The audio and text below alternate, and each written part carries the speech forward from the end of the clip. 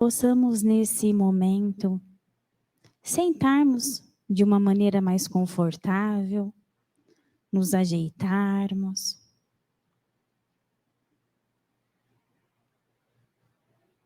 Pensarmos em Jesus, conectar os nossos pensamentos ao Mestre, nos conectarmos com a equipe espiritual que preparou o ambiente para a noite de hoje. Agradecer a Deus a oportunidade que nós estamos tendo de mais um dia, estarmos aqui reunidos, estarmos aqui para aprendermos um pouco mais e que possamos, na noite de hoje, colocar em prática os ensinamentos do Mestre, aproveitando a prece, que Jesus possa inspirar o coração do nosso irmão que virá compartilhar conosco o seu estudo. Que assim seja. Então, eu quero chamar o Marcelo, que vai fazer a palestra para nós hoje, e o tema é: somos o que pensamos?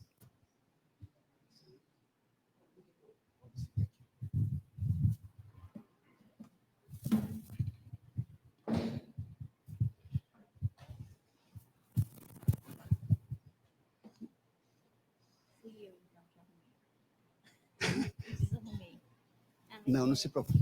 Deixa eu falar. Não. Vou aqui, ó. Boa noite a todos. O Espiritismo, como todos sabem, ele tem 3 pilares: o filosófico, o científico e o religioso. Kardec nos recomendou que toda vez que a ciência discordasse do Espiritismo, que nós ficássemos com a ciência.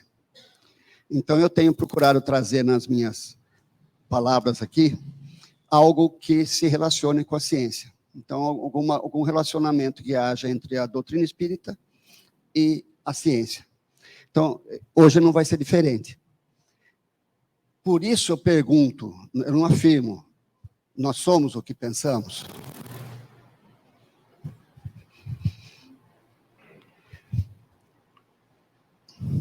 Nossos pensamentos e sentimentos realmente atraem o que queremos? Se desejamos cura, a gente recebe a cura? Se a gente deseja o mal, a gente é prejudicado? Se a gente pede saúde, a gente entra em ressonância com saúde? São questões. E essas questões vêm nos acompanhando através dos tempos.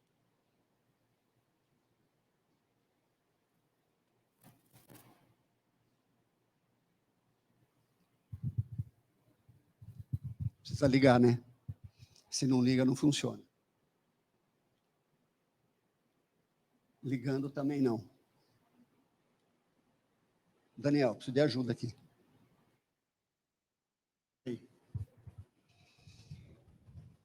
Aqui. Então, essas questões vêm nos acompanhando através dos tempos. Sem estar na ordem cronológica, Descartes, no século XVI, que era um filósofo francês, ele concluiu que só existia porque pensava. Buda viveu 500 anos antes de Cristo. Ele nos deixou essa mensagem aí. A mente é implacável. E Jesus não foi diferente. Ele também deixou a mensagem dele: orai e vigiai. Mas o que Jesus quis dizer com orai e vigiai? Antes disso, para entender o tema, precisamos de algumas definições. O que é energia? Energia é força. Energia é a força capaz de produzir ação ou movimento. Isso é física. é a capacidade de um corpo produzir ou executar algum trabalho. Fluido cósmico universal é energia. É a energia primordial que dá forma a toda a matéria e permeia todo o universo. E tanto intriga cientistas e físicos até hoje, que não conseguem entender por que o universo continua em expansão, sendo que, pela teoria, já devia estar começando a se contrair. E a justificativa é o fluido cósmico universal ou matéria escura, que os cientistas não conseguem descrever. Precisamos entender também que, na época de Kardec, tudo era energia. E, daquela forma, a energia elétrica era conhecida por fluido elétrico. Força magnética era conhecido por energia magnética. Fluido gravitacional é o que nós conhecemos como força da gravidade. Por isso, o fluido cósmico universal. Ele é uma energia. Egrégora.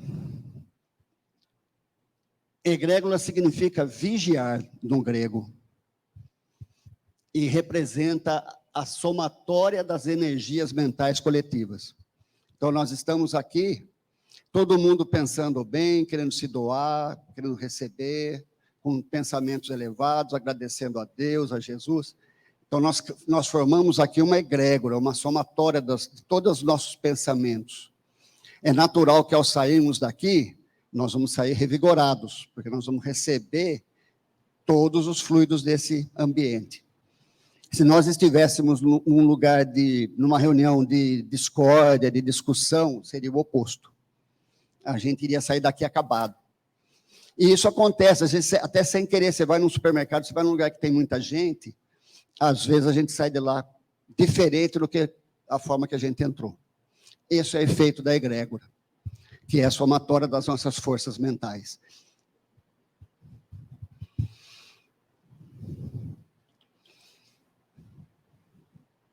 E Kardec confirmou isso na Revista Espírita, ao afirmar que em torno de uma pessoa, uma família, uma cidade, uma nação ou planeta, existe uma atmosfera espiritual e fluídica vibratória que varia segundo a natureza moral dos espíritos envolvidos. De novo, essa atmosfera fluídica vibratória é energia. Se eu puder fazer uma analogia, como que o Brasil hoje, como que está o Brasil hoje em termos energéticos? Essa discórdia. Enfim. Agora, se pensamento é energia, e energia realiza trabalho, então pensamento realiza trabalho. Então, pensamento é energia. E realiza trabalho, ação e movimento. Então, o que a gente pensa é capaz de produzir.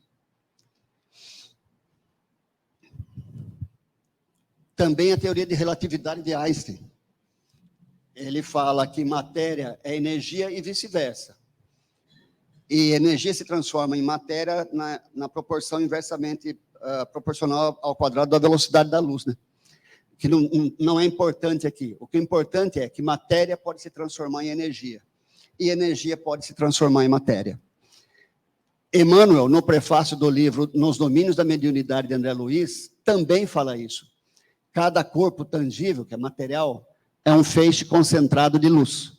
A matéria é transformada em energia e esta desaparece para dar lugar à matéria. Então, Emmanuel confirmando Einstein, ou vice-versa. Falando em ciência, né?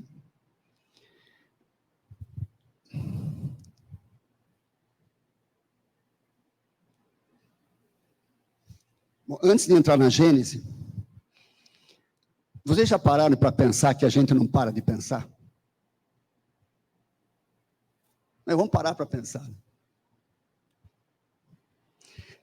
André Luiz, no livro Mecanismos da Mediunidade, você lembra que o anterior era Nos Domínios da Mediunidade, esse é outro livro do André Luiz, todos os livros que recomendo a todos. Afirma, no homem, a corrente mental é pensamento contínuo, fluxo energético incessante, revestido de poder criador inimaginável. Então, o pensamento realiza trabalho. E é inimaginável. Então, certamente, se fosse entendido esse alcance, o homem teria muito mais cuidado com seus pensamentos e com aquilo que a gente se permite pensar. Agora, indo para as obras básicas de André Luiz, de Allan Kardec, eu vou apresentar aqui da Gênese, mas depois eu vou ter também um trechinho do Livro dos Espíritos e um trechinho do Evangelho segundo o Espiritismo. Na Gênese, a gente encontra todas essas afirmações aqui, ó. O fluido cósmico universal é o veículo do pensamento como o ar é para o som. Só que o som precisa da matéria para se propagar. Então, ela tem um limite. Eu falo aqui, lá fora já ninguém me ouve mais. O pensamento não. Como ele se propaga pelo fluido cósmico universal, ele se propaga no vácuo, ele se propaga em todo o universo.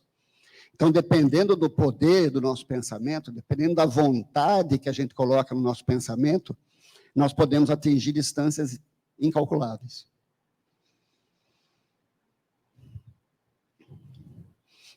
O pensamento e a vontade são para os espíritos o que as mãos são para os homens. A mão cria, a mão constrói, a mão também destrói.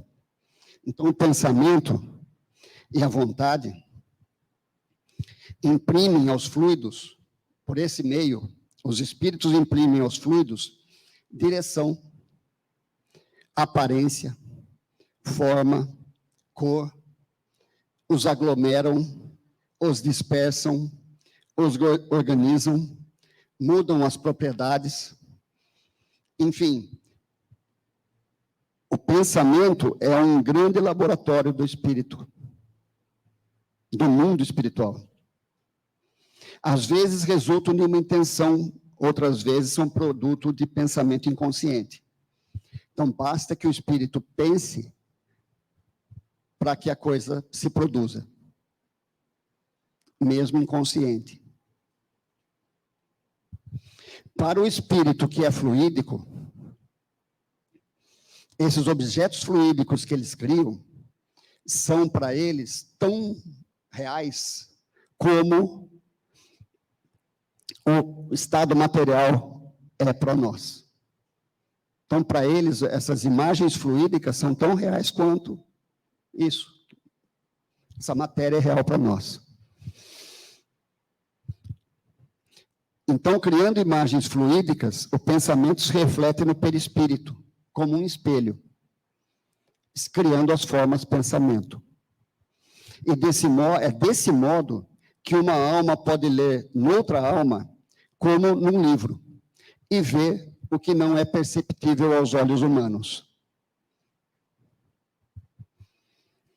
Mas então o espírito pode ver tudo? Não, absolutamente. Ele só pode ver o que já foi pensado. Ninguém consegue ver o que ainda não foi pensado. Adicionalmente, os espíritos também têm classificação, né? Os mais evoluídos conseguem ver mais. Os menos evoluídos são mais limitados, veem menos. Têm menos acesso. O pensamento do encarnado também atua sobre os fluidos espirituais.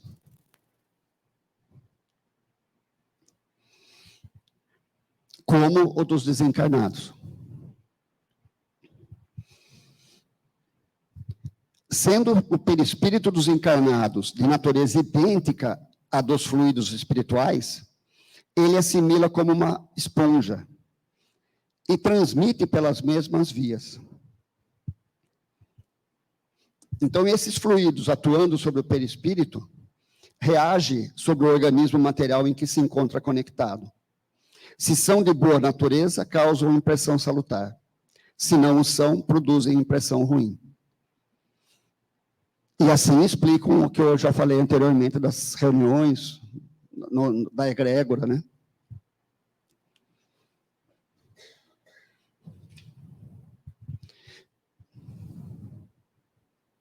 Então, os fluidos, se forem permanentes e enérgicos, podem ocasionar desordem física e doenças.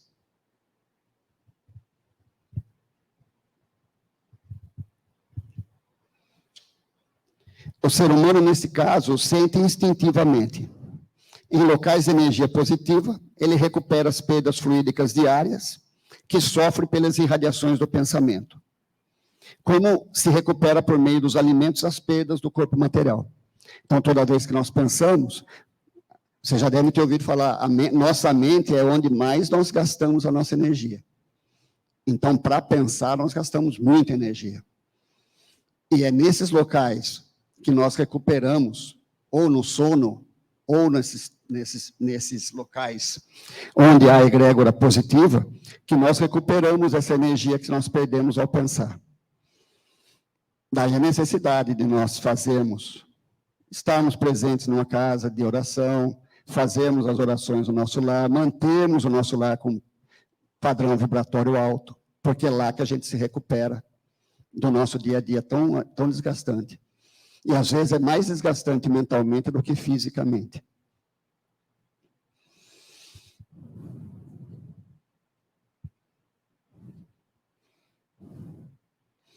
Se estamos inundados de energia,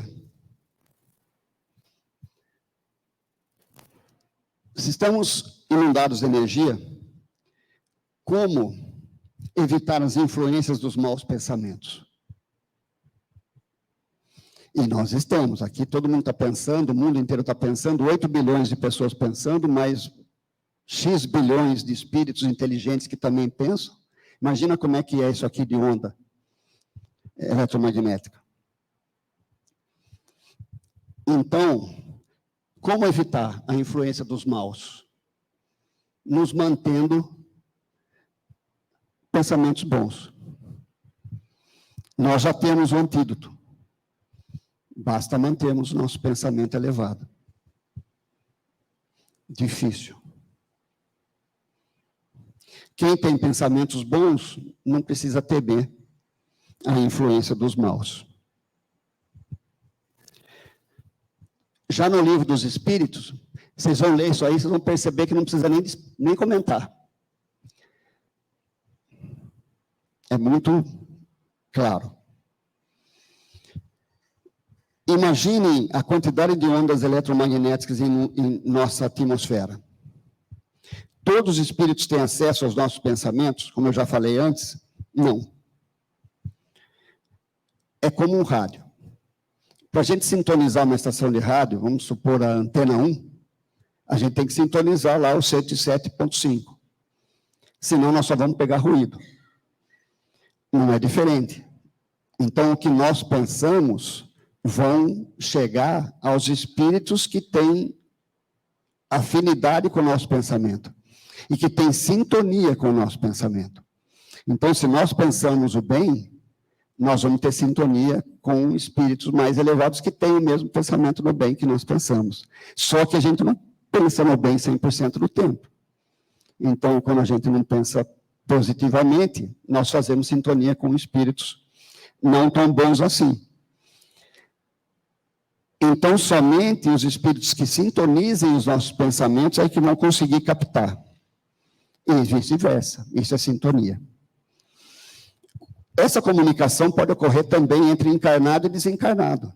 A gente emite uma onda mental que alguém pode captar. Isso é telepatia.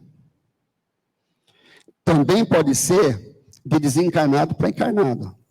Não só de encarnado para desencarnado. Ou desencarnado para encarnado pode ser uma intuição. A gente não ouve. Parece uma voz falando para a gente. Mas a gente não ouve.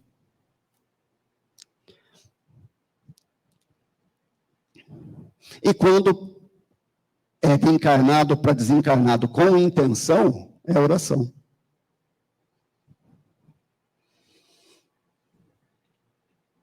E aí a gente fala, quanto maior a vontade, quanto maior o desejo, mais longe a nossa onda mental chega. Então, com mais vontade a gente orar, mais a gente vai ter a possibilidade de atingir o objetivo que a gente tem.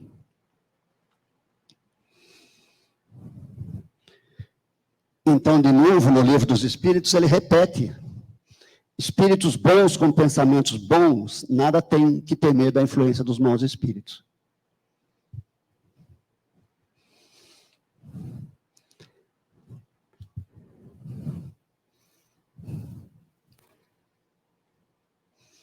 E no Evangelho segundo o Espiritismo?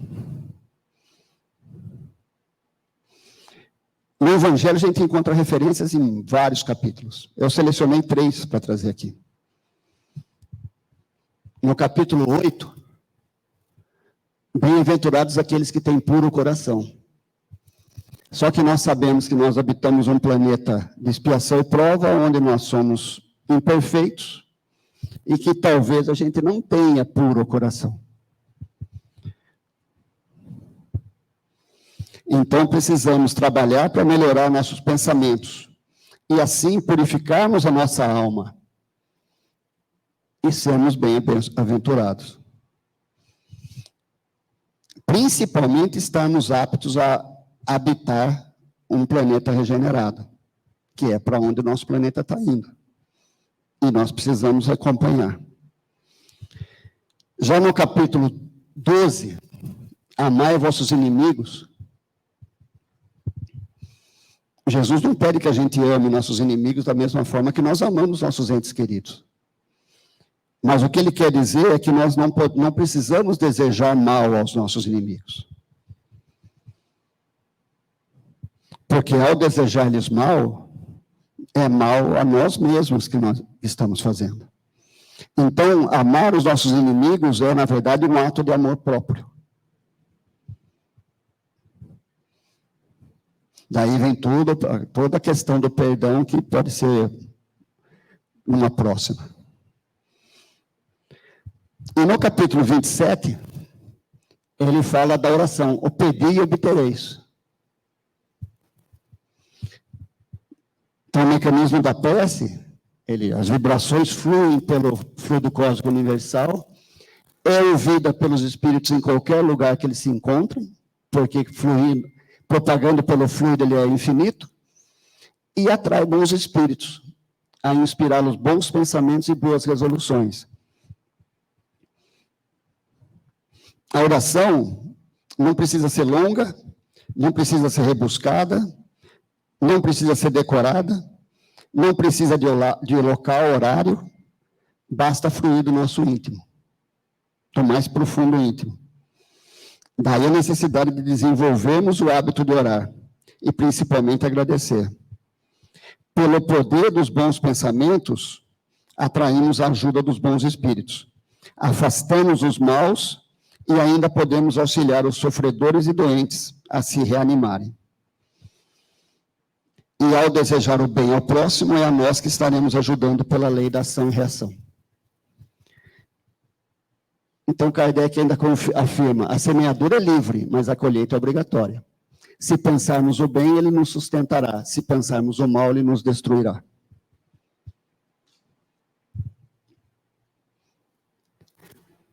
Bom, vamos falar de sair de Kardec e vir para a ciência.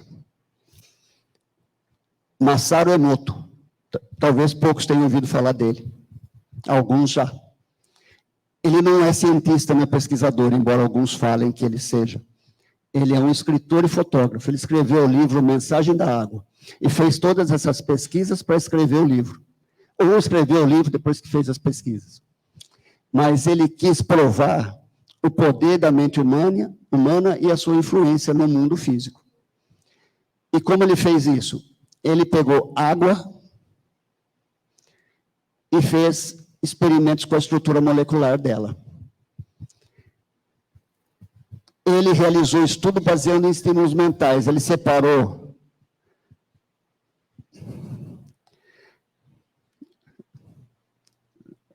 vidrinho de água. Ele separou algumas porções de água, sempre colocadas em embalagens iguais. E em alguns ele desejava carinho, amor, conversava com ela. Outras ele passava e ofendia, te odeio. E outras ele simplesmente deixou no canto lá e desprezou. E aí ele depois ele tirou foto, ele congelou essa água e analisou a estrutura molecular dessa água congelada no microscópio. E esse é o resultado. Essa aqui é a molécula da água na sua nascente. Olha como ela é bonita. Ela é pura. Aqui é a estrutura molecular da água que ele começou a agredir. Aqui é outra estrutura molecular de outra água que ele também agredia. E ele falava, você é estúpida. Isso aqui ele falava, você me enoja, eu tenho nojo de você. E essas duas aqui também, ele também conversava com elas, desejava carinho, amor, demonstrava carinho e amor.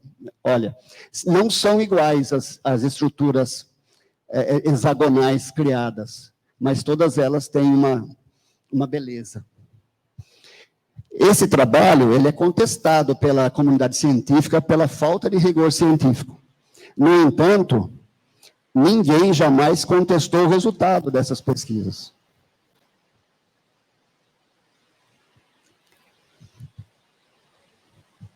Ele também tentou provar o inverso, que a água, quando está deteriorada, pelo poder do pensamento, pode se recuperar.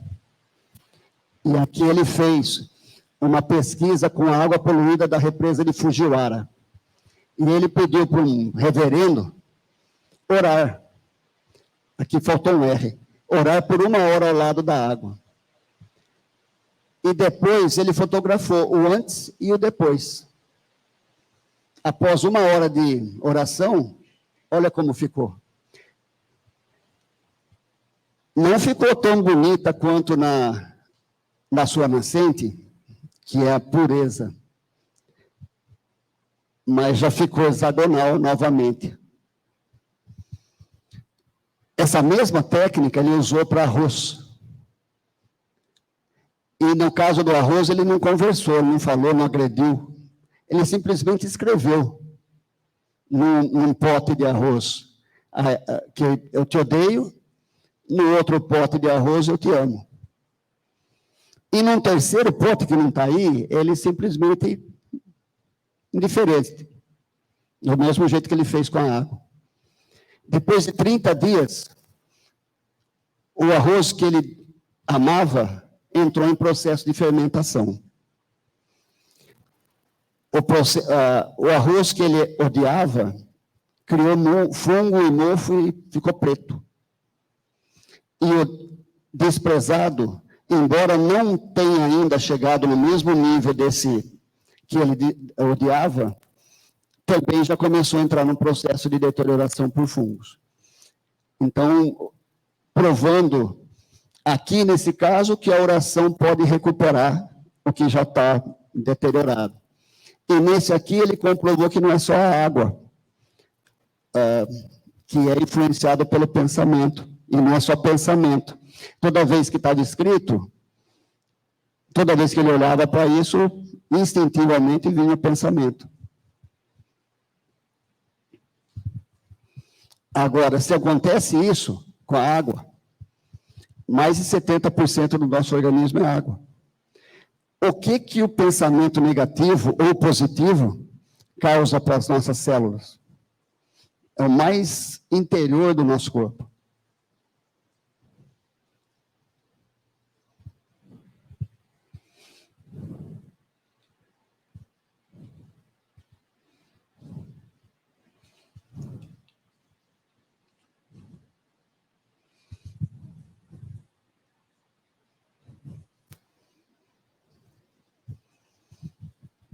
Resumindo,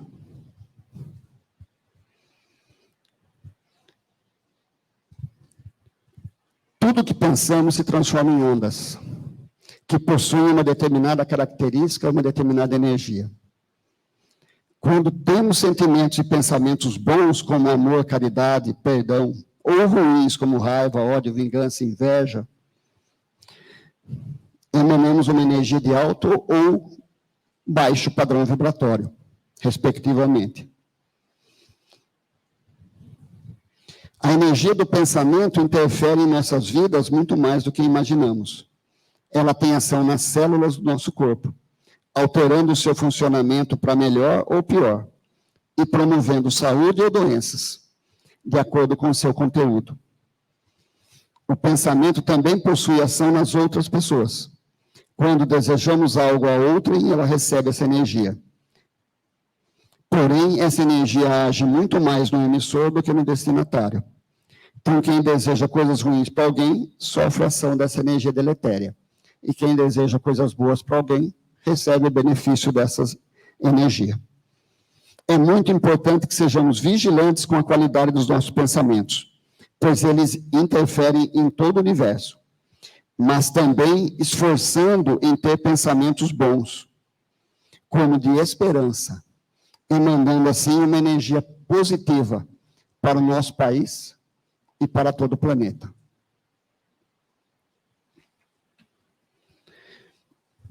O Espírito Emmanuel, na obra Pensamento e Vida, de Chico Xavier, nos esclarece que, através do pensamento, mantemos contato com outras mentes, influenciando e sendo influenciados, e que ninguém permanece fora do movimento de permuta incessante. Respiramos no mundo das imagens que projetamos e recebemos.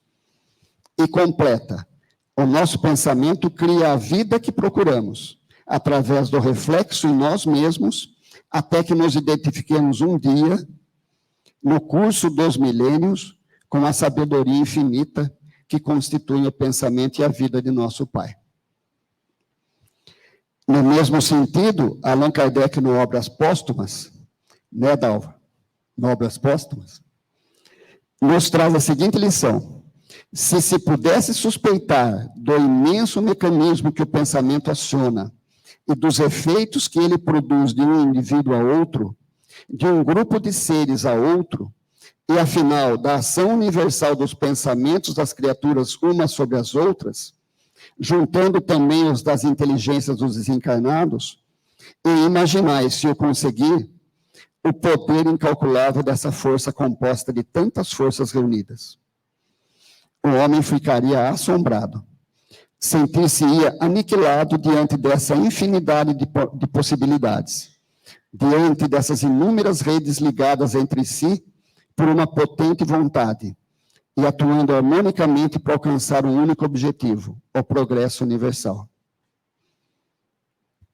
Enfim, esse tema é extremamente amplo e complexo, mas é necessário chamar a atenção e despertar o interesse para este assunto, que tem sido inadvertidamente relegado, com repercussões profundamente dolorosas para a humanidade, particularmente para o nosso país. Embora possa parecer difícil, tenhamos a certeza que está ao alcance de cada um de nós nos estudar e desenvolver os mecanismos necessários à geração, assimilação e emissão somente de pensamentos mais elevados, em consonância com os ensinamentos do Mestre Jesus e com as leis divinas. E para encerrar, então, vigie seus pensamentos, porque eles se tornarão suas palavras. Vigie suas palavras, porque elas se tornarão seus atos. Vigie suas ações, porque elas se tornarão seus hábitos. Vigie seus hábitos, porque eles se tornarão seu caráter. E vigie seu caráter, porque ele será seu destino. Essa é o orar e vigiar. Muito obrigado.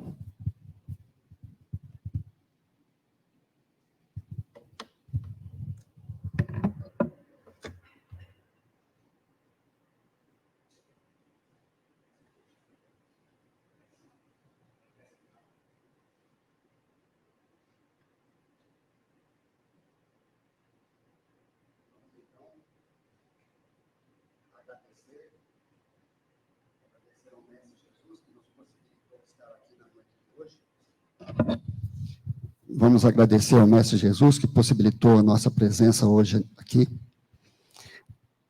A todos os mestres, os espíritos superiores, mentores e guardiões desta casa, que sempre nos ampara e vem nos ajudando a conduzir essa casa centenária. Vamos agradecer pela vida, E eu agradeço, Mestre Jesus, pela vida, pelo lar que nascemos e nos criamos, pelo corpo que nos permite caminhar, trabalhar, inteligência que nos permite estudar, aprender, enfim, e rogar a todos aqueles que não tiveram as mesmas oportunidades que nós, porque sabemos que numa próxima eles estarão perfeitos novamente.